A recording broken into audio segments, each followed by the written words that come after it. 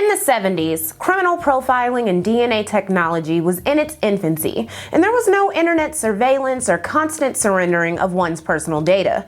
When people disappeared, it was assumed they had just ran off. Large tracts of land were untouched by real estate or commercial development and were ripe for body dumping. Police would go out hunting for one person in a given area and come back with unaffiliated corpses of people whose identities had long been forgotten. In this video, let's examine 12 crime stories that embodied the turbulent culture and changes of the 1970s.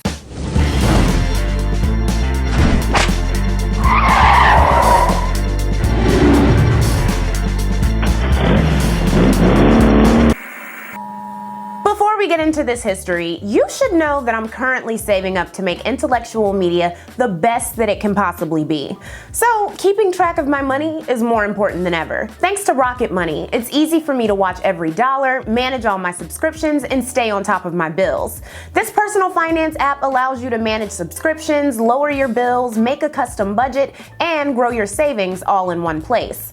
My favorite thing about the app is keeping track of upcoming transactions and bills so that I'm never surprised about where my money is going. I also love using Rocket Money to skip the annoying hassle of sending emails or calling phone numbers and simply canceling subscriptions straight in the app. I also love how simple the interface is. Plus, Rocket Money automatically analyzes your accounts to determine the optimal time to save so you reach your goals faster.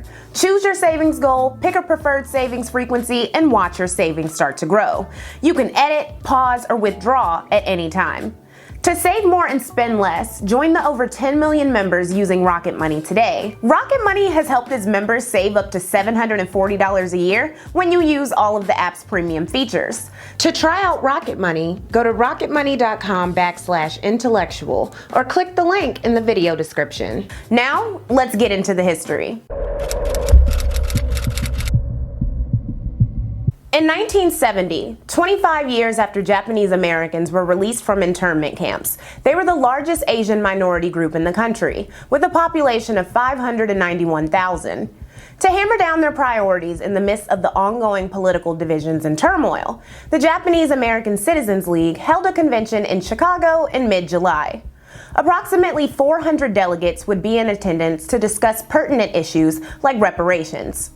18-year-old anti-Vietnam War activist and third-generation, or sensei, Evelyn Okubo, was excited to attend with her friend Ranko Yamada. They were both from Stockton, California, and shared room 725 at the historic Palmer House Hotel with a fellow attendee named Patty. The historic hotel was one of the oldest in America, but for its 2,144 guest rooms, there were only 5 security guards per shift. On July 17, 1970, Carol gave a 4.5-hour presentation dealing with topics like the atomic bombings of Hiroshima and Nagasaki. Later that evening, after dinner at around 9:30 p.m., the 3 roommates went to hang out in room 862 with some friends. Evelyn left to go back to room 725 30 minutes later. At 10:30, Carol went to the group's room to grab something and check on Evelyn. When she entered, she found her friend naked on the floor. A tall, naked black man with a natural, or afro, grabbed Carol. According to testimony in Yamada vs. Hilton Hotel Court, he forced Carol to lie down and tied her hands behind her back. He cut off her clothes and covered her head with a sheet. He also tied her feet. He turned her on her back. Carol heard him take Evelyn into the bathroom and could hear Evelyn struggling as she was put into the bathtub. Evelyn screamed once, and then it was silent.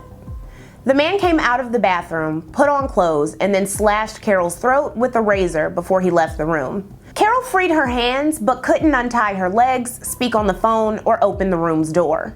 As she bled out, she wrote a series of notes in black crayon. They read, "He's black with a natural. It looks gory, but there's no pain. And don't blame him, it's not his fault." She later testified that she wrote the notes because she believed she was dying and she didn't want her family to think her death had been painful. Fortunately for Carol, the blade that slashed her throat missed her jugular vein by a fraction of an inch. When the third roommate, Patty, arrived to the room, she got help for Carol. The police and media speculated that a Black Panther was responsible, and rumors swirled that the girls had consorted with black men and radical groups. On the same day of the attack, 2 police were killed by a sniper, which was also blamed on the Black Panthers. It was also falsely reported that the girls had been raped. In November, a 17-year-old former laundry room worker at the hotel, Lonell Robinson, raped and robbed the 61-year-old wife of a University of Illinois professor in the nearby Conrad Hilton Hotel. He was briefly investigated as the culprit in Evelyn's murder, but was cleared. Nobody else was ever arrested or indicted for the murder. Evelyn and Carol's families unsuccessfully sued Hilton Hotels, blaming the poor security and citing past complaints of frequent room break-ins. The JACL solicited donations in its Pacific Citizen newspaper. Evelyn left behind a widowed mother named Mabel and 4 siblings. The incident inspired fellow convention attendee Nobuko Joanne Miyamoto to write a song, start a band named Yellow Pearl, and become an advocate of racial reconciliation. The Palmer House Hotel implemented stricter security protocols. This year, a Mexican-American father of 4 and labor contractor named Juan Corona was exposed as a serial killer of at least 25 white transient workers in California. Before his span of murders, which made him among the most prolific up to that time, he had been diagnosed schizophrenic and given 23 bouts of electroshock therapy. 1971 is also the same year that a mysterious man known as D.B. Cooper ordered a bourbon and 7-Up on Flight 305 to Seattle and hijacked the plane for $200,000 in ransom money before eventually parachuting into an unknown fate. But let's zero in on a different crime. In Michigan, there were approximately 1 million black people at the start of the decade. Some of them ended up in Ypsilanti, a city whose population was peaking at 29,000. The city had elected its first black mayor, John Burton, back in 1967. On April 1st, 1971, WIley Brownlee, the 42-year-old principal of Willow Run High School in nearby Ypsilanti Township, was driving home in his Volkswagen Squareback from a school board meeting about honoring Martin Luther King Jr.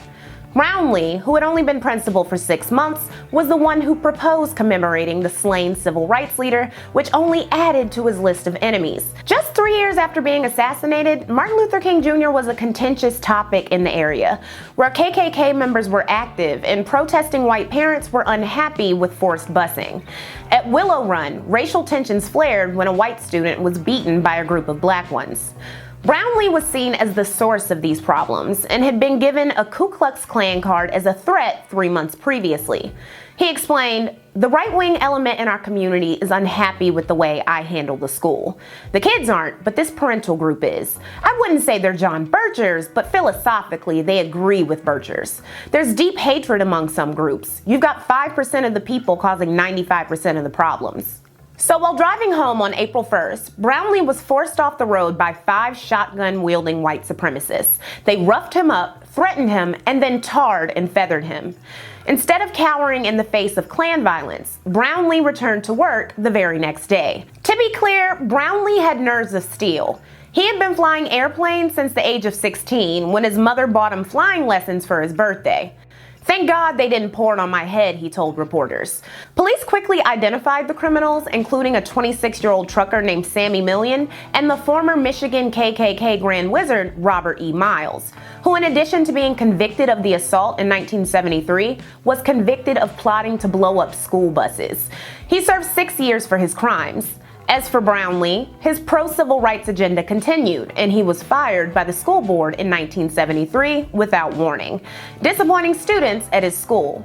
He eventually returned as a superintendent in 1977, retired 10 years later, and became a skydiving enthusiast. What's jumping out of a plane 2,000 times when you've stared down the barrel of shotguns and been tarred and feathered by the Klan? On January 6, 1972, at the Spectrum Arena in Philly, 2 National Hockey League newbies, the St. Louis Blues and the Philadelphia Flyers, were duking out their rivalry. Because the Philadelphia Flyers were up 2 points at halftime, the Blues were upset, especially with the referee. At halftime, while the Flyers retreated into their locker room, Blues coach Al Arbor approached the referee. As he did, an unknown fan threw beer on him. Other fans joined in, with several beginning to mob him. His shirt, coat, and tie were ripped from his body as Blues defenseman Bob Plager confronted the fans. His teammates and brothers Barclay and Bill joined in, along with 7 more Blues players, and there was an all-out brawl that lasted 25 minutes. There were an estimated 200 police at the game, and they joined the fray. Said Al, I thought they're coming to my rescue, but then they start saying they're gonna throw all my players in jail. Instead of wrangling the fans, police attacked Al Arbor and an unrelated player named John Arbor. When player Phil Roberto saw a cop hit one of the Arbors in the head with a baton, he then put that cop into a chokehold. Both Arbors later required stitches. Said the father of a 12-year-old boy who was injured at the stadium in the city of brotherly love, you spend $6.50 for a ticket, send your kid to the hockey game, and he gets hit with a stick. Added the son, fans boo you and throw things all the time. When the players climbed into the stands, they put a lot of persons in danger who didn't want to fight at all. I saw one lady looking very scared. She was carrying an infant. When order was restored, police initially were going to arrest the Blues players, but instead allowed the game to continue. It was probably thanks to all the adrenaline of a 25-minute fight, but the Blues bounced back from 0 to win the game 3-2. Al Arbor and 3 of his players were then immediately arrested after the game. Explained Phil Roberto, after the game we were in the locker room and we were all happy that we won, and then all of a sudden it was like, okay, number 18, number 17, number 24, and Al Arbor, you're all under arrest. And we went, what? You gotta be kidding me. The coach and players were released on a $500 bond, and Bob Plager wasn't arrested because he locked himself in the locker room until police left. Who knew you could do that?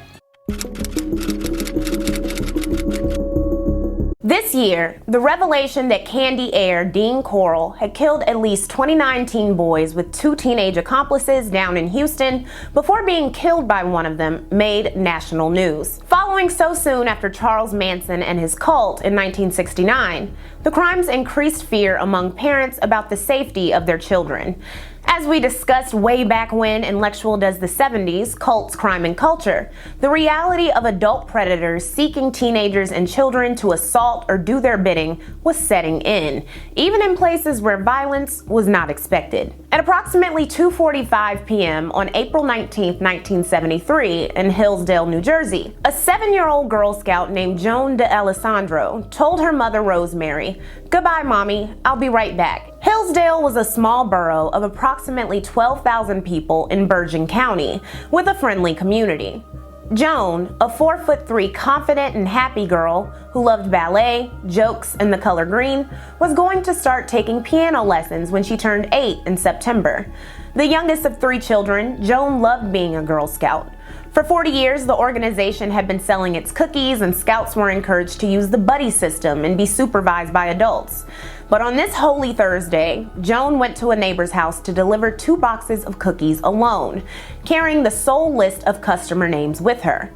Because Holy Thursday was a holiday at her parochial school, Joan and her siblings had the day off. She went down Florence Street and turned the corner to Nicholas Avenue to the home of Joseh McGowan, a 26-year-old high school science teacher who lived with his mother and grandmother. He was described as a straight-laced churchman, a classroom disciplinarian, nice and smart.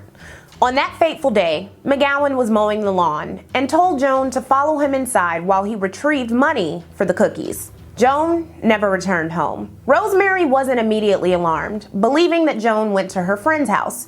It was the 70s, and this was a family-oriented, predominantly Italian-American neighborhood.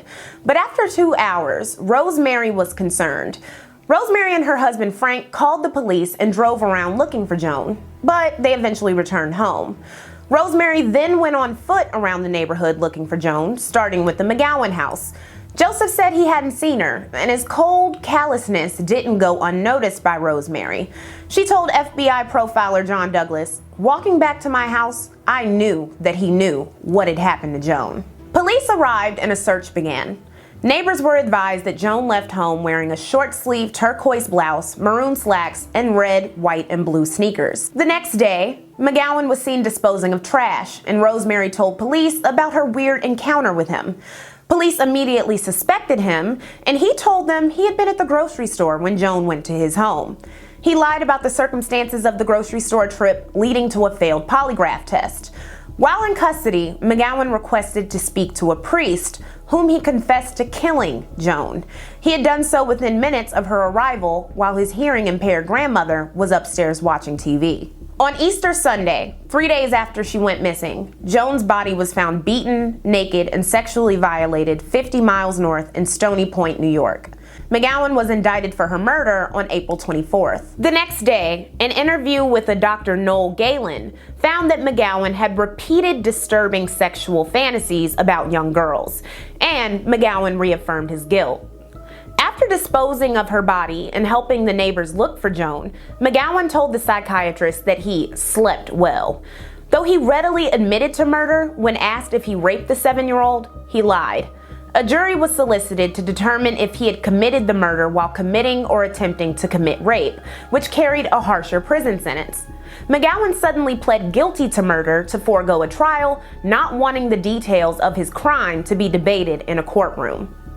Prior to sentencing, Superior Court Judge Fred C. Galda ordered a psychiatric examination of McGowan. Keep in mind, criminologists wouldn't address and study the MO of child sex offenders on a large scale until the 1980s. The judge, when considering sentencing, was unsure if McGowan would be a repeat offender. On May 10, 1973, psychologist Emanuel Fisher wrote, "Although appellant came across as a very proper, conventional, conforming individual, this exaggerated propriety, conventionality, and conformity constitute his defensive facade for himself and for others against the underlying depression and hostility of which he is unconscious." McGowan was sentenced to life in prison, but was eligible for parole in 1993. Rosemarie D'Alessandro was one of many activists in the powerful victim rights lobby. As we discussed in Lectual Does the 90s, this loose assortment of Americans across the political spectrum pushed for stricter sentencing and an end to parole. Rosemarie wanted to deny the possibility of parole to sexual murderers like the man who killed her daughter. And in 1997, New Jersey passed Jones Law, which ended parole for those who killed children under 14 during a sex crime. It became national law in 1998. While this couldn't be retroactively applied to McGowan, he was denied parole in 1993, 1998, and 2008. Rosemarie also successfully encouraged the passage of a law removing the statute of limitations for wrongful death lawsuits. In 2001, she sued McGowan, who had inherited money from a family member, and was awarded $750,000. On March 5, 1974, in the Coconut Grove neighborhood of Miami, Florida, 17-year-old high school senior Amy Billig planned to meet her friends for lunch at Peacock Park. The Grove was the pinnacle of Miami's counterculture, and Amy was a natural fit. It had been 5 years since her family, including father Nathaniel, aka Ned, mom Susan, and little brother Joshua, had moved from New York to sunny Florida, and Amy had readjusted just fine. She loved Joni Mitchell and Judy Collins, helped train dolphins at SeaWorld, babysat in her neighborhood, and met plenty of friends thanks to her fun personality. Just 6 weeks before that March day, she wrote in her journal that a man named Hank asked her to go with him to South America. She said, "I told him he is crazy." Amy, who had experimented with pot before and believed in free love and read new bestsellers like The Happy Hooker, aspired to graduate from high school and become an actress. She wasn't planning on running away with anybody. On that March afternoon in 1974, the guitar and flute-playing poet and vegetarian needed to borrow $2 from her father at his art gallery at Commodore Plaza. So she likely decided to hitch a ride for the 1-mile trip. She'd done it plenty of times before.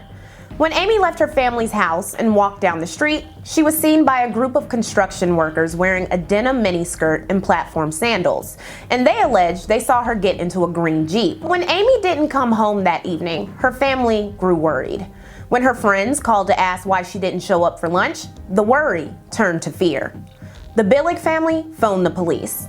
They were told that due to runaways and falsely reported disappearances, they needed to call back the next morning if Amy didn't show up. When she didn't, the family again contacted the police and the investigation began. Initially, investigators, including a family friend named Mike Gonzalez, treated the case as if Amy had run away from home. They canvassed the neighborhood and interviewed friends. Her high school, Adelphi Academy of Coral Gables, organized a benefit concert to fund the search on the same day the story hit the news. People were told to look out for a 5'5", 102-pound brunette with a 2-inch appendectomy scar on her stomach. The Billigs publicized their phone number and begged for people to call with tips. They also offered a $1,000 reward, hired a private investigator named Frank Rubino, and distributed hundreds of bilingual leaflets throughout Miami-Dade County. Susan Billig would later note the difficulty of generating media coverage for a missing teenager. Missing person stories were not often covered in the national news, which was worsened by race, gender, and class. Many other disappearances that year barely made the news. 14-year-old Margaret Ellen Fox in Burlington, New Jersey, 12-year-old Delima Lou Sitzpour of Pine Ridge, South Dakota, Giannina and John Kalana Aponte in Puerto Rico.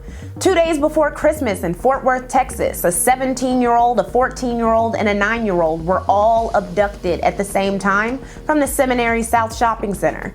Reported Ian Glass in 1975, there is nothing rare about a missing teenager. The Dade County's Missing Persons Bureau has the names of 175 of them on file. What makes Amy Billig's case special is the fanatical dedication of her mother. The Billig family resources, along with their persistence and privilege, kept Amy's name in the press. In the years to follow, they closed the Dimensions Art Gallery that her father owned, sold their car, and eventually moved to a cheaper home to keep the search going. After they figured out that she probably hadn't ran away, the lead working theory by police involved Amy being kidnapped by a biker gang. At the time of her disappearance, a number of bikers from the Outlaws and Pagan's motorcycle clubs had passed through Coconut Grove on their way to the Daytona 200. Both gangs invested in criminal enterprise and dabbled in sex trafficking. The late 60s and 70s were a period of excess for biker gangs, before RICO and organized crime investigations became highly funded.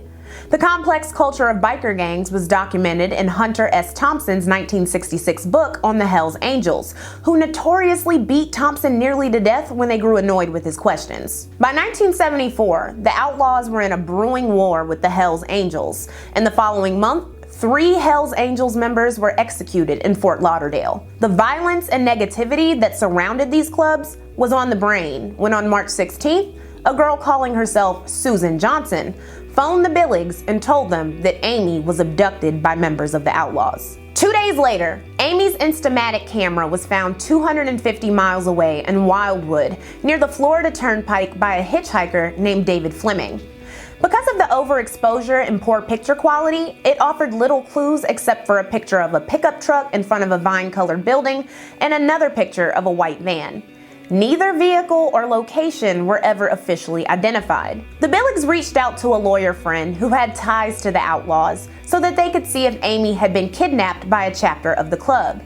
They met with a Jewish outlaw named Sid Fass, which Susan found interesting because the Billig family was Jewish, and another man called Greek. The bikers told the Billigs they'd ask around and help return their daughter if she was in the outlaw nation. On March 22nd, a pair of 16-year-old twins named Charles and Lawrence Glasser attempted to extort the Billigs of $30,000 at the Fontainebleau Hotel. They were not affiliated with Amy's disappearance, but did serve time for extortion. The Billigs faced further despair and trauma when 3 weeks after the disappearance, they began getting harassed by an unrepentant caller for the next 2 decades. The anonymous man taunted them with claims of torture being inflicted on Amy, and because of the randomness and brevity of the calls, which were made from payphones, the stalker was hard to track. In June 1974, an Orlando convenience store owner claimed that a girl with a biker gang had been in his store multiple times and bought vegetarian soups. This tip stood out to police and Amy's parents because it wasn't public knowledge that she was a vegetarian. Police finally decided to sweep Amy's bedroom, which was left untouched, with a note on her mirror saying "I'm somebody" for fingerprints. They hadn't bothered to before. In January 1976, a biker named David called the Billigs and told them he believed he recognized Amy as a girl he formerly owned. He knew about a distinctive scar previously unreleased to media. He told the family that he would talk to the man he believed now in possession of Amy, ultimately claiming that she was in Tulsa, Oklahoma. When he claimed that he could broker a return, Susan met with him at a Tulsa bar. He got into a fight with other bikers before anything happened, and Susan returned home without Amy. David contacted the Billings again, later telling them that Amy was a stripper in Seattle, but this didn't pan out either. The Billings would receive hundreds of tips and calls for the rest of their lives. Many claimed Amy was no longer in the state of Florida, and for over 2 decades, Susan met with sidekicks and mediums and traveled to prisons, Washington, Oklahoma, Nevada, and even the United Kingdom, following up on tips about Amy sightings. Nothing ever came of them, but Susan continued to hold out hope that her daughter wasn't dead and could one day be brought home. Life in Coconut Grove slowly moved on, though Amy's disappearance left an indelible mark. Said one of Amy's former babysitting charges, "It changed the life of everyone in Coconut Grove. It changed the way I thought walking home at night." The 80s passed without tangible leads, though the harassment calls continued. When Susan was diagnosed with lung cancer in 1992 and Ned died of the same illness the following year, she told the stalker, hoping that he would take mercy on her, but instead, he taunted her.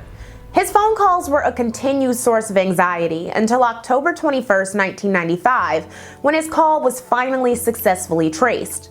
48-year-old Henry Johnson Blair, a married father of 2 daughters who had been employed as a U.S. Customs Service worker since 1970, was revealed to be the piece of shit calling the Billigs and taunting them. He had called other women with missing children with information culled from newspapers, but Susan Billig had been his favorite victim. He blamed his campaign of terror and misogyny on mental illness, stress, and alcohol abuse, and referred at trial to the news coverage he read as soft porn. Henry Johnson Blair was convicted of aggravated stalking with his forgiving wife and daughters in the courtroom and was given a paltry 2 years in prison. In a later civil suit, he was ordered to pay $5 million in restitution. Some wondered if Henry had something to do with Amy's disappearance. Remember Amy writing about a Hank who asked her to go to South America? Henry Blair was known as Hank by friends and family. He'd gone to Coral Gables High School, not far from Coconut Grove. His job required him to go to Miami in South America. He lived in South Miami at the time of Amy's disappearance. He had a beige van similar to the one in Amy's camera photos. Did he know bikers? Did he know Amy? These questions faded into the background when Paul Branch, a former Pagan's enforcer, made a confession to his wife before dying. He claimed shortly before dying in 1997 that he and other members abducted Amy to the Everglades, where she was gang raped by 24 men, drugged until fatal overdose, and dumped in a swamp to be eaten by gators. He mentioned names, including a man who had been in prison since May 1974 for murder. The lead detective on Amy's case, who talked with Branch's wife, said the full confession included undisclosed details that matched the case. On March 8, 1998, 72-year-old Susan Billig accepted that her daughter was likely dead and hosted a memorial service, saying, "This is like a funeral for me." In 2001, she co-authored the critically acclaimed memoir, Without a Trace. Amy's brother Josh, after dropping out of high school and floundering in drugs and alcohol, became a stonemason. According to more recent interviews, he doesn't fully accept the deathbed confession of Paul Branch. And the Miami Police Department still has the disappearance of Amy Billig listed as open. James Urban Ruppert was born in 1934 in Hamilton, Ohio, a city near Cincinnati. He didn't fit in with his mother Charity, father Leonard, and brother Leonard Jr. He'd later claim emotional abuse. At the age of 16, he attempted to end his own life, and he'd later claim emotional abuse at the hands of his parents. By 1975, Hamilton was a city of approximately 76,000 people, and James was an alcoholic who had lost money in the 1973 to 1974 stock market crash. He lived at 635 Minor Avenue in the neighborhood of Lindenwold with his widowed mother. Leonard Jr., meanwhile, was a successful electrical engineer married to James' one-time childhood girlfriend, Alma. The couple shared 8 children, aged 4 to 17. On March 29, 1975, a couple weeks before his 41st birthday, James complained to a bartender at his favorite drinking spot, the 19th Hole Cocktail Lounge, that his mother wanted to evict him. He had recently lost his job and was always drunk. He had few friends and spent most of his days at the library, stock brokerage, the same local restaurant, and the bar. He also was a regular fixture at the shooting range and owned a large collection of firearms. Wrote Ann Heller, Leonard Ruppert's idea of a hobby was reading a book or putting a lamp back together. James's hobby was collecting guns. He used them for hunting, trap shooting, and target practice. On March 30th, Easter Sunday, Charity Ruppert welcomed her favorite son and his family over for Easter egg hunting and sloppy joes. The family enjoyed the day, while James, or Uncle Jimmy as he was known, mostly lingered upstairs in his bedroom. He had taken offense to his brother asking him about his car, believing he was being judged. He had already been drinking. Without warning, at 6 p.m., he came down with 3 handguns and a rifle and shot and killed all 11 people in the house. It was the largest mass murder of one family at the time. Of 44 gunshots, 40 bullets ended up in a victim. Neighbors hadn't heard the shots because church bells always rang at 6 p.m., later causing speculation that Ruppert planned the murders and was not insane when he carried them out. After killing all his family, he contemplated ending his own life for 3 or 4 hours before calling the police. "He's dead, she's dead, they're dead," he said to the dispatcher before hanging up. A first trial found him guilty on 11 first-degree murder counts, but the decision was overturned. In 1982, when taken to trial a second time, Ruppert was found guilty of first-degree murder of his brother and mother, but found not guilty of the others due to insanity. The home at 635 Minor Avenue remains standing as of today, and Ruppert died in prison at the ripe age of 88. American Oil executive James Jim Olive and his wife Naomi adopted a newborn named Marlene Louise from an unwed mother in 1959. They lived in Ecuador up until Marlene was 14, when the family relocated to San Rafael, California. Naomi was mentally ill and an alcoholic, often taking out her frustrations on her adopted daughter with physical and emotional abuse. Marlene had discovered she was adopted at the age of 10, and one of Naomi's favorite insults was calling Marlene's real mother a whore. In San Rafael, Marlene was a talented poet who got into shoplifting and drugs. As abuse worsened at home, Marlene told her friends that she wanted to kill her mother. While she was tripping on LSD for the first time at the age of 15, she met a 19-year-old drug dealer, pizza delivery man, and virgin named Charles Chuck Riley. He was tall and weighed over 300 pounds. His age didn't give Marlene's parents pause, and they initially approved of him when Marlene began dating him. The relationship was toxic, with Marlene being the alleged manipulator in all accounts, though because this was the 70s and statutory rape was not taken seriously, we'll have to take this with a bit of skepticism. Marlene, according to witnesses, claimed to be a witch and told friends that she was a high priestess who controlled Chuck with sex. She also carved her initials into Chuck's back with a knife. When she broke up with him on sudden whims, he became suicidal. She also initiated a shoplifting spree in March 1975 that got them both arrested. The Olives threatened to send Marlene to reform school and told Chuck to stay away from their daughter. Jim Olive, 58 at the time, told business associates that he was considering sending Marlene back to Ecuador. On June 21, 1975, Marlene told Chuck to get his gun and kill her mother while she went out for the day with her father. "We've got to kill the bitch today," he testified she told him. Marlene didn't want her father to die, but she had been mentioning to friends for years that she did want to kill her mom. The threat of reform school, along with continued abuse, had pushed her over the edge. Chuck claimed to have popped some LSD and went to the family's home with a revolver. He beat Naomi nearly to death with a hammer before stabbing and choking her. When Jim Olive returned home earlier than expected, Chuck was still there. He saw his wife, now dead, and lunged at Chuck with a knife. Chuck then shot him 4 times. Marlene must have not been too upset about her father's murder because she helped Chuck transport her parents' bodies to the nearby China Camp State Park, where they tried to roast them in a barbecue pit. They left the bodies while they were still burning. They returned later with more evidence to burn. The couple informed a few friends about the murders and attempted to go on with their lives in the meantime. 17-year-old mutual friend and dropout Deanna Krieger, who later testified that Marlene bit Chuck, pinched and slapped him, and encouraged him to take naked photos of her that she could submit to magazines, smoked weed with the couple 2 days after the murder.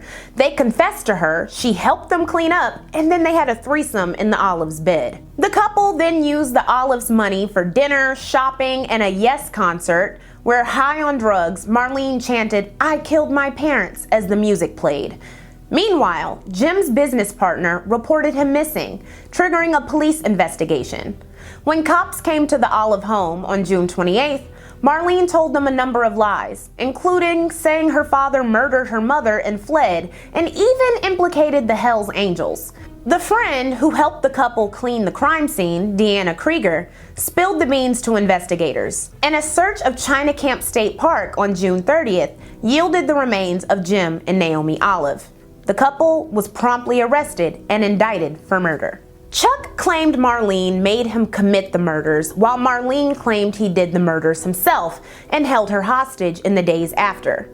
While Chuck initially admitted to beating, stabbing, and choking Naomi, he recanted this statement and claimed that Naomi was already beaten nearly to death, blaming Marlene, and that his stabbing/suffocation of her was a mere mercy killing. Chuck was convicted of first-degree murder on 2 counts and sentenced to death on January 26, 1976. Meanwhile, 16-year-old Marlene was tried as a juvenile. She was represented by lawyer Terrence Hallinan, who had unsuccessfully represented Church of Satan leader Anton LaVey in the late 60s, represented serial killer Juan Corona in a retrial, and defended Patty Hearst. Hallinan ultimately received no fee for his services when Marlene was ruled guilty and sentenced to 4 to 6 years at California Youth Authority at Ventura. The jury had decided that at the very minimum, she had helped kill her parents. Marlene escaped prison a few weeks before her parole, went to New York, became a sex worker, got rearrested, and was in prison until the age of 21 in 1980. Upon her release, she became a prolific forger by the early 90s and was given 7 years prison time in 2003. The Wincrest Nursing Home in Chicago, Illinois, was a 3-story building with a garden for its 83 residents. Monthly inspections showed no building or fire hazards. On January 30th, 1976, those residents were taken care of by 3 nurses, 2 aides, and 11 other staff members. A fire was reported in room 306 at 11:43 a.m. Firefighters arrived within 4 minutes as staff attempted to evacuate everyone, though this wasn't something they had been trained for. When the fire began, there were 28 people in the chapel located on the 3rd floor. They were trapped inside, down the hall from the fire, and 23 of them died from asphyxiation. When the fire was smothered and the investigation began, it was determined that someone had deliberately set fire to a wardrobe in room 306. Police accused 21-year-old Denise Watson of arson and murder. They claim she admitted by February 4th to dropping a match into a patient's clothes locker and reported that she had been investigated and questioned about 5 suspicious fires since the age of 17. However, after a trial, Denise was acquitted and nobody else was ever successfully charged and held accountable. Whoever the perpetrator was got away with the crime, though it's unclear if the deaths were intentional. The death count had been exacerbated by poor planning and training, reflected by the fact that a week later at Cermak House in Cicero, Illinois, 6 more elderly people were killed in an unrelated fire. As a result of the tragedies, Chicago introduced new rules, including disaster plans, training standards for nursing home employees, and sprinkler systems. The next 2 stories from 1977 are pure testaments to the miraculousness of the human spirit to survive, even when it seems impossible. In the summer of 1977, Yale University students Terri Jentz, 19, and 20-year-old Avra Goldman were cycling the Transamerica Trail, traveling from Astoria, Oregon. On June 22nd, they camped at Cline Falls State Park in Descgutes County. At approximately 11:30 p.m., a truck pulled up to their campsite and drove over their tent, pinning Terri to the ground. A lung was crushed and both of her arms were broken, along with a leg and several ribs. A man, who Terri described as looking like a young cowboy, got out of the truck and struck Avra with an axe about 6 times. As she lay motionless, he turned his attention to the pen Terri. She later said, "I looked up at him and opened my eyes and I said, 'Take anything, but leave us alone. Please leave us alone.' He brought the axe down slowly and I caught it with my hands right above my heart, grabbed the blade in my hands, and then he withdrew it. Stunningly, the man drove away and Jentz miraculously managed to drag herself closer to the road, where she flagged down 2 teens named Bill Penhollow and Darlene Gervais. The teens drove to the campsite to help Avra and were momentarily terrified when they saw a pair of headlights that they thought may be the attacker returning. The car drove away, and it's unknown if this was the attacker returning to finish the job. The 2 teenagers alerted police, and the investigation began shortly after midnight. At the campsite, investigators noted that the truck's tracks showed that the back 2 tires were bald. There wasn't much other evidence to go on, and because there was no robbery or rape involved, police were confused about motive. Avra needed emergency brain surgery, and she never remembered anything about the incident, leaving witness testimony up to Terri. A local woman in Descgutes County fingered Richard Dick Dam, a 17-year-old without an alibi during the time of the attack. His girlfriend admitted to police that they had an argument shortly before the attack and that he was abusive. He had also changed his back tires shortly after the attack. Dam took and failed 2 polygraph tests, which his defense blamed on his meth use. He was ultimately never charged. Nobody was, and nobody could ever be after 1980, because the statute of limitations for attempted murder attacks in Oregon was just 3 years. The lack of an ability to prosecute destroyed any momentum on investigating the crime, but both women continued to live their lives. They spent some time in Moscow for a period before returning to Yale to continue their studies. Said Jentz on her plans for a solo trip to London 1 year after the horrific attack, "I'm going to take reasonable precautions, but I'm still quite the adventurous." On May 19, 1977, 20-year-old hitchhiker Colleen Stan turned down 2 rides. She considered herself a seasoned hitchhiker and wanted to make sure she was getting into the right car for her trip from Eugene, Oregon to Westwood, California. She accepted the 3rd offer of a ride from 24-year-old Cameron Hooker, who was traveling with his wife Janice and their baby. After a bit of driving, Cameron pulled off the highway to look at caves while his wife took the baby to a nearby lake. Instead of looking at caves, Cameron tied Colleen up at knife point and jammed a box onto her head. Janice returned to the car with the baby, and they drove to their trailer in Red Bluff, California, where Cameron worked at a lumber mill. Janice approved of the kidnapping because she wanted her husband to channel his sexual rage and abuse to another target. For the next 3 years, the couple kept Colleen in a box 23 hours a day underneath their waterbed. When Janice gave birth to her 2nd child on the couple's bed, Colleen was underneath it in the box. The box was a mere 72 by 33 by 15 inches. When the Hookers moved from their trailer to a house between 1977 and 1978, Colleen was kept in a 96 by 96 inch self-made basement or workshop, where she was forced to crochet, work on macrame, and shell nuts. These items were sold by the Hookers for spare cash. Being inside of the box for most of the day was itself one form of torture, but being outside of it wasn't any better. Cameron tortured Colleen with elaborate bondage mechanisms and even sodomized her, initially foregoing vaginal penetration in a twisted vow of fidelity to his wife. Cameron told Colleen that she and her family were being watched by an organization called The Company, who would kill her family if she tried to escape. Over time, this violent abuse and brainwashing led to Colleen's complete submission, and she was allowed out of the box for larger and larger periods of time. In 1978, Cameron forced Colleen to sign her life over in a slave contract. The text for the contract was extracted from an underground pornographic newspaper. Upon signing, Colleen was allowed to eat dinner with the family and clean and cook for them. Called K or K Powers, Colleen became a caretaker for the couple's 2 daughters and was even introduced to neighbors. Janice would later testify that she and Colleen left the home together sometimes to go shopping or visit bars, where she alleged that Colleen met men but still always came home to the hookers. Colleen told Cameron she loved him in 1980, hoping to be trusted more and to receive better treatment. So complete was Cameron's control over Colleen that he allowed her to make supervised calls to her parents and sister Bonnie Sue to assure them that she was okay. Her family believed that she was in a cult but didn't want to scare her off, so they didn't call police. In 1981, Cameron Hooker accompanied Colleen on a visit to her family to further assure them that she was safe. He told Colleen that the company was watching and that he had paid an exorbitant fee to sanction the trip and that she better be on her best behavior.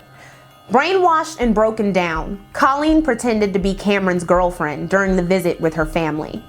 Her sister, Bonnie Sue, said they didn't seem like a real couple. Despite being on her best behavior, after this visit, Colleen was once again put in the box under the bed for 23 hours a day. The Hookers told their children and neighbors that Kay was moving back home. Janice was reportedly jealous of Colleen and soon learned that her husband had broken his vow to forego vaginal rape of his victim. Janice claimed that she told Colleen in 1982 that she could leave, to which Colleen allegedly said, "God doesn't want me to go yet."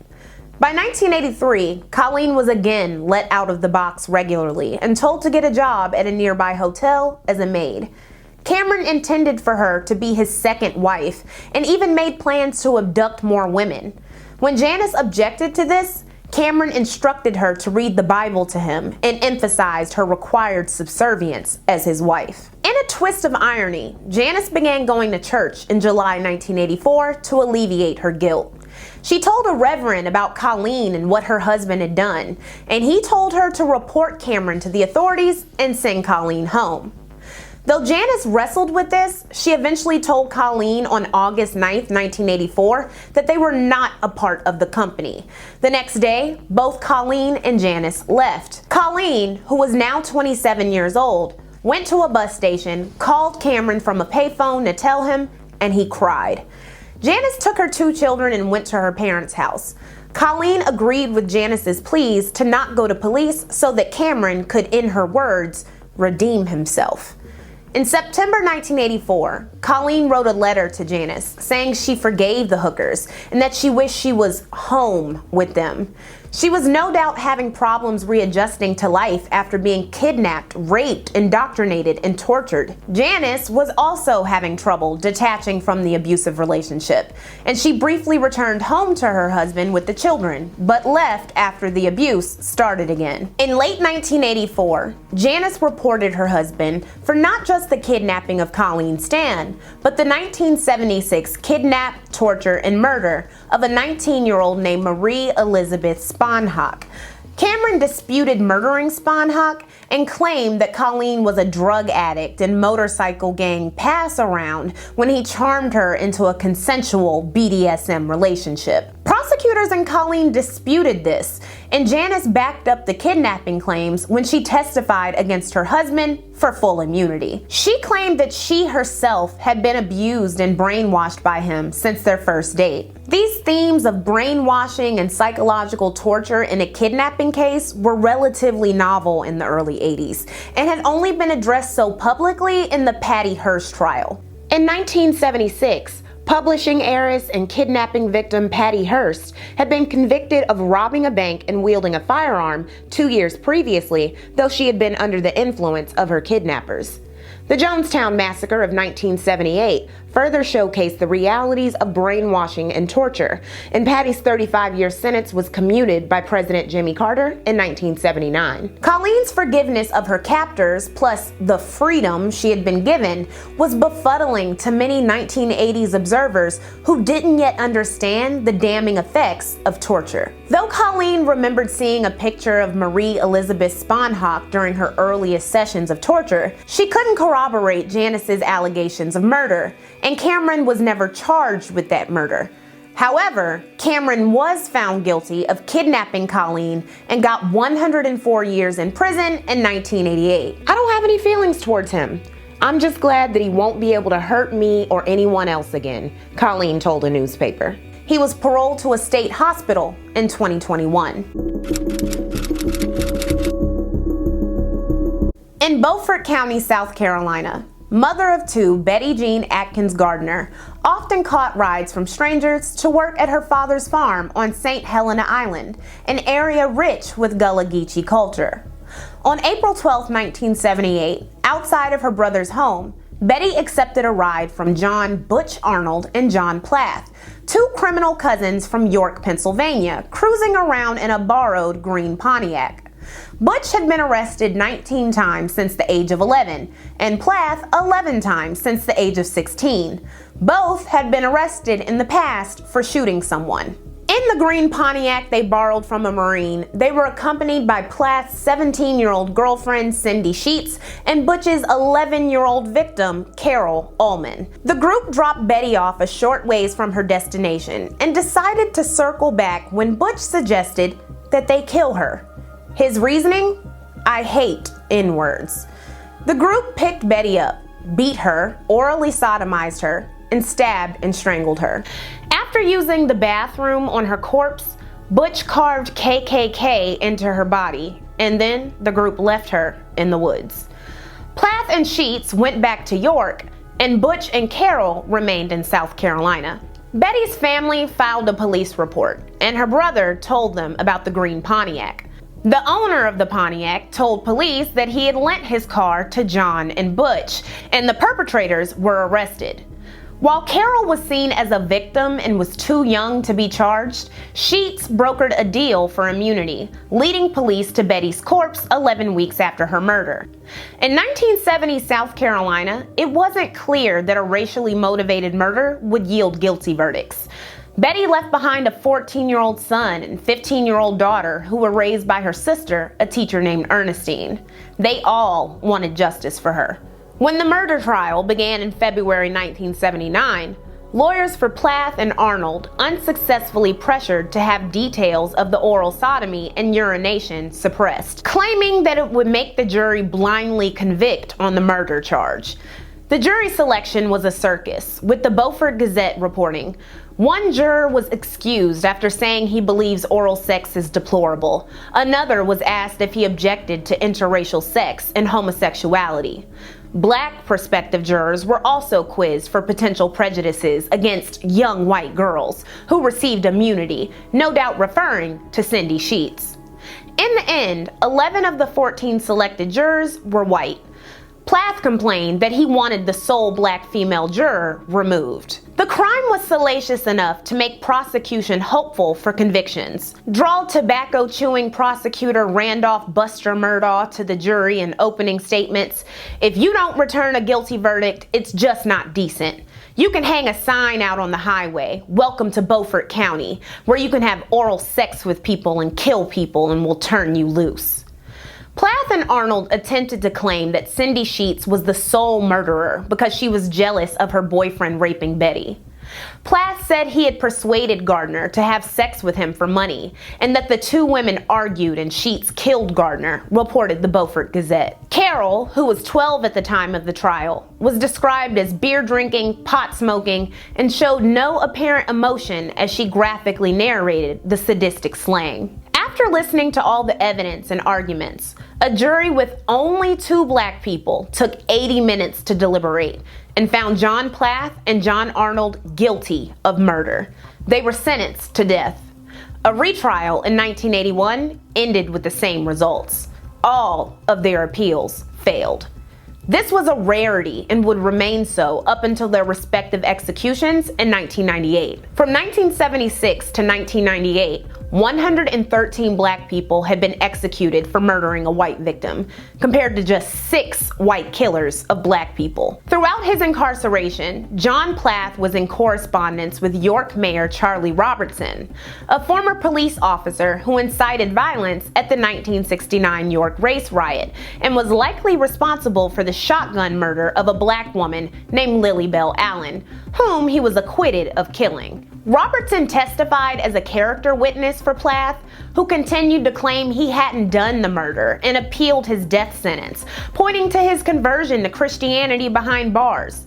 He was also adopted by a 70-year-old mother of 3 named Jim Johnson in 1992, but was still put to death on July 10, 1998. As for John Butch Arnold, whose mother's name was Betty, he lobbied to be executed as soon as possible and led 2 hunger strikes in an attempt to die sooner. When he was finally executed on March 6, 1998, his body was claimed by his paternal aunt, also disturbingly named Betty. Said Betty Gardner's family, "This murder has left a void in our lives that we will never fill. Now with the death of Betty's murderers, we can continue to move forward." During the hours transitioning from January 28th to January 29th, 1979, the bodies of 15-year-old Brookline High School senior Christine Ricketts and 17-year-old Andrea Foye were found in a trash bag and blanket on East Lenox Street in Roxbury, Boston. They were behind a Stride Right shoe factory, and both were garroted and strangled. Christine was described as not fast and was an aspiring social worker who liked dance, excelled in English, and read voraciously. She had dropped out of high school her sophomore year for a brief time to move to New York, but came back. When her mother reported her missing in January 1979, police hesitated to file a report claiming that the girl had probably gone off with a pimp. Little was known about Andrea Foye, whose family declined to speak to the media. The very next day, on January 30th, the third body of a black teen girl was found by playing children on Park Street in Dorchester at approximately 5:30 p.m. Her name was Gwendolyn Yvette Stinson, and she was a 15-year-old student at Cathedral High School. One of the children recognized her and ran up the street to tell her mother. Her mother, Elizabeth Muse, hadn't seen her since January 20th. On that day, Gwendolyn left home at 7:15 p.m. after showing her mom an outfit and telling her that she was going to try to persuade a friend to attend a party. Gwendolyn, who was athletic and saving up for gymnastics camp, had 10 siblings, but she was her mother's favorite. Described the Boston Globe, she would use her spending money to take neighborhood youngsters to the skating rink and volunteer to help with children at a nearby Islamic daycare center. According to the autopsy, Gwendolyn had been dead for 2 days and had been strangled with a scarf knotted around the neck. The black residents of Boston were outraged and scared. In the previous year, there had been just 1 murder of a black woman. Now, in less than 3 days at the top of the year, there were 3 dead black teenagers. A witness claimed to have seen Gwendolyn with James J. Brown Jr., a 40-year-old teacher at a Muslim school who went by Ali. 3 witnesses told conflicting stories, all implicating Ali. He was charged with her murder and given a $100,000 bond. Ali pled not guilty and was acquitted by a 7-man, 5-woman jury on July 28, 1979. While Ali was under investigation for Gwendolyn's death, the murders hadn't stopped. On February 2nd, Karen Prater, a 25-year-old mother of 1 who loved to dance to disco music in her home, grow flowers, and help her grandfather do his shopping, was found beaten and stabbed to death behind Boston Parks Department in Franklin Park. Shortly before her murder, she had talked to her stepmother and told her that she was going to help her grandfather. 3 weeks later, on February 21st, 29-year-old Darielle Hargett was found tied up and strangled in her apartment in the South End. She had grown up in Williamston, North Carolina, and was in the first group of students to integrate the town's public schools. In Boston, she sang in the choir of 12th Street Baptist Church and did social work at prisons. Said Darielle's mother, "I hold no bitterness in my heart. Darielle knew Jesus. She is with him now. I do not want revenge. I do wish her murderer finds Jesus Christ. I hope he is apprehended to protect others. But I know that Jesus loves everyone, and because we are Christians, I must do the same." Darielle was separated from the other victims by her minister, Michael Haynes, who said, "I am convinced that there is no association between the murder of Darielle and the other black women. That woman's reputation is impeccable." Police also believe the ongoing murders were unconnected. Roxbury community members formed Crisis before the month was over. Women organized safety and self-defense events and demanded more streetlights and police presence. A woman named Esther Bell told the Boston Globe, "I bought the biggest, meanest dog I could find because I know if I feed him, he'll look after my best interests. Nobody is going to bother me with this dog along. I thought about a whistle, but that's only good as long as there's somebody to answer that whistle. In this city, you can whistle, yell, scream, and do anything you want, and nobody is going to help you." Esther's fear was warranted. The murders continued. On March 14th, the beaten and burned corpse of 17-year-old Desiree Denise Etheridge was found in Fellow Street in Dorchester. She was a student at Charlestown High School, and despite a rocky upbringing in foster care, she enjoyed painting, butterflies, and astrology. Desiree's corpse was found 100 yards away from where Christine Rickett and Andrea Foye's bodies were found. She lived down the street from Gwendolyn Stinson in a rooming house. The community was now convinced the murders were connected. Crisis, along with the Coalition for Women's Safety, ramped up its neighborhood vigilance and handed out whistles. State Representative Doris Bunt of Roxbury requested a larger police presence from Mayor Kevin H. White. The community held a march of over 1,000 people from Harriet Tubman House at 566 Columbus Avenue on April 1st. Just 2 weeks later, on April 14th, the stabbed and partially nude body of 22-year-old Darlene Rogers was found by a jogger in Washington Park. A party had been happening nearby until approximately 5 a.m. Little was known about Darlene, who lived alone in South End, but she had grown up in the same projects as Andrea Foye. On April 26th, a pimp named Dennis Jamal Porter, who was in jail in New York for stealing 3 pounds of bacon, was charged with murdering the first two victims, Christine and Andrea. It was revealed that the two girls had been seen together the morning of their murder at a juice bar and had likely been pimped by Porter. In April 1980, Porter was found guilty by a jury, including 8 women, and given life in prison. Less than 2 weeks after Darlene was found, at noon on April 27th, a 31-year-old nurse's aide and mother of 4 from North Carolina named Lois Hood Nesbitt was found tied up and strangled in the bed of her apartment at 9 Codman Park. The killer had used a radio cord and it was still plugged into the wall. Lois shared the 5-bedroom apartment with 2 male roommates named Frank and Cliff, who claimed to have left the apartment earlier in the morning. On April 28, 1979, the Combahee River Collective, a black lesbian feminist organization based in Boston, organized a 500-person march and passed out a pamphlet, 6 Black Women, Why Did They Die? As the death toll mounted, the title was changed. The following day, 31-year-old Richard Strother was arrested for her murder.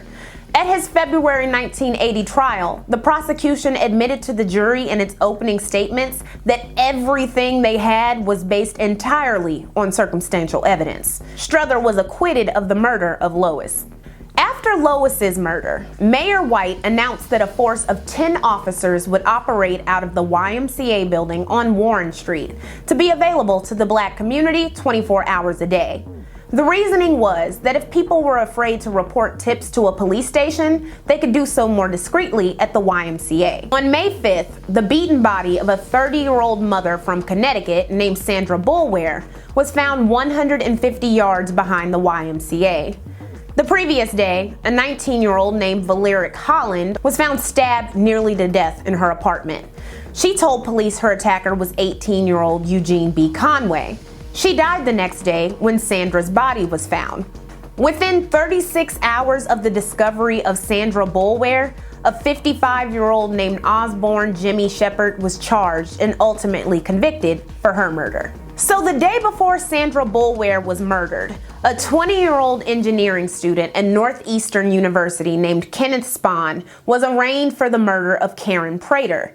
He had been under surveillance for approximately a month. His eventual trial revealed that Kenneth had stabbed Karen 51 times. A friend testified that he had seen Karen's body and that Spahn had confessed to him. The same friend had been threatened by a mutual friend named Kenneth Portlock to keep his mouth shut. Prosecutors presented evidence of blood found in Spahn's apartment matching Prater's. He was found guilty and given life in prison. The community was reeling from all of this, but the terror still wasn't over. On May 7th, the body of a 34-year-old named Bobby Jean Graham was found behind an apartment building on Commonwealth Avenue. The stylish entrepreneur owned Bobby J. Graham Insurance Agency. A witness had seen a drunk or intoxicated woman in light pants walking with a tall man down the alley where she was found. At some point, he placed the woman over his shoulder.